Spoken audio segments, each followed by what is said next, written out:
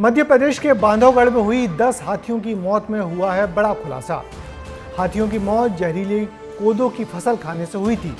Postmortem report से हुआ है यह खुलासा। वन मंत्री रामनिवास रावत ने इस पूरे मामले की जांच के आदेश भी दे दिए हैं और वन क्षेत्र में लगी कोदो को नष्ट भी किया जा रहा है। इस मामले में पार्क में बीमार हाथियों को इलाज के लिए दूसरे शहरों में भी ले जाया जा रहा है। कि दुखद हादसा फिर से ना हो, इसके लिए क्या कदम उठाए जा रहे हैं, देखिए इस रिपोर्ट में।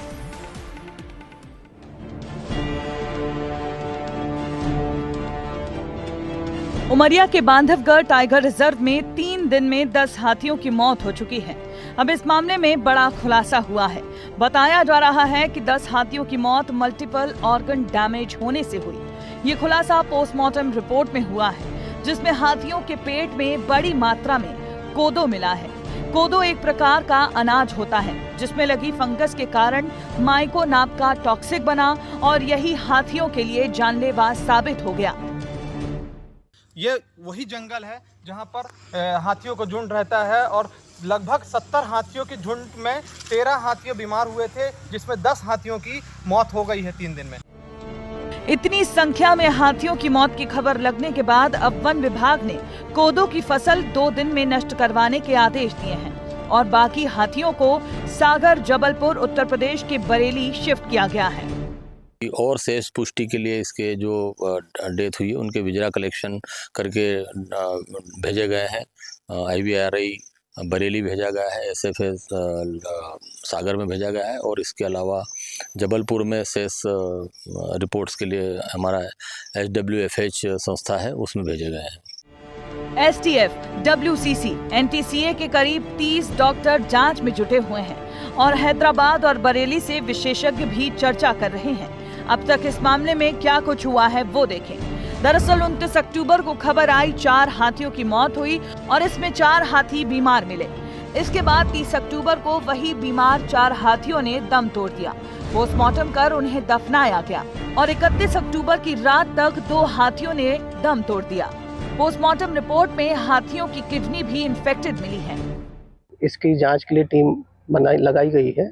हमारे यहाँ की स्टेट टाइगर स्ट्राइक फोर्स की टीम लगी है। यहाँ पर भारत सरकार से भी, wild life crime control bureau से भी टीम आई हुई है और माननीय वन मंत्री जी के निर्देशानुसार भी एक राज्य स्तरीय SIT गठित की गई है।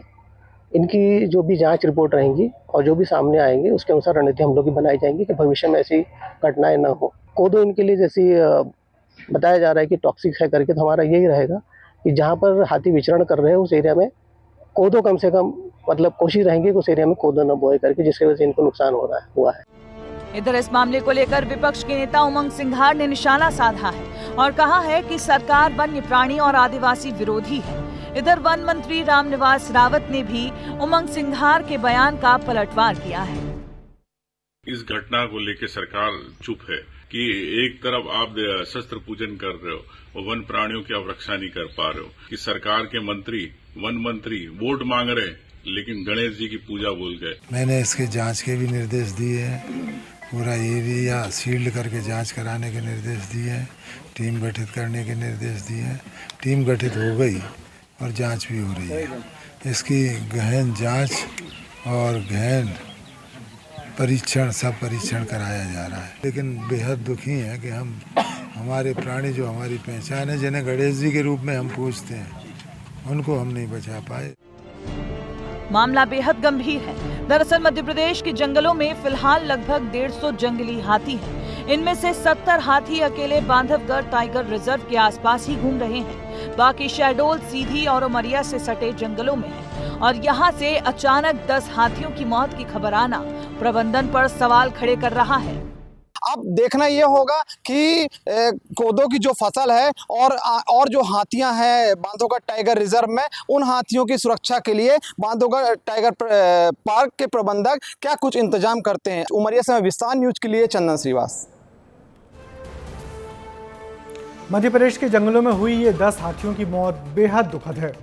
आमतौर पर हाथी शांतिप्रिय जानवर हैं और झुंड के रूप में घूमते हैं और इस झुंड की निगरानी वन विभाग के कर्मचारी हमेशा करते हैं। इस मामले में कहां चूक हुई है, ये जरूर सामने आना चाहिए।